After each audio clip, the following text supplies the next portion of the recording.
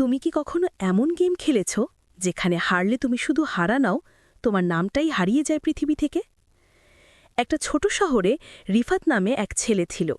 একদিন সে এক অদ্ভুত গেম পেল, নাম চিগেল HRS মাই। ইন্টারনেটে কেউ এই গেমের কথা জানত না। স্ক্রিনে এক মেয়ের মুখ চুপচাপ তাকিয়ে বলে, খেলবে? আমি তোমার অপেক্ষায় আছি। রিফাত হাসল, খেলতে শুরু করল। কিন্তু প্রতিবার সে জিতলেই এক নতুন ছেলের নাম স্ক্রিনে দেখা যেত। Level cleared, Arif. Next, Naim.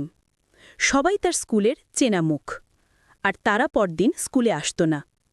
100 level শেষে মেয়েটি বলল, তুমি 100 জনকে মুক্তি দিয়েছ, এখন তোমার পালা।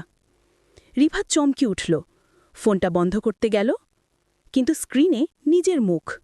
নিচে লেখা, নিউ প্লেয়ার জয়েন্ট, মীরা।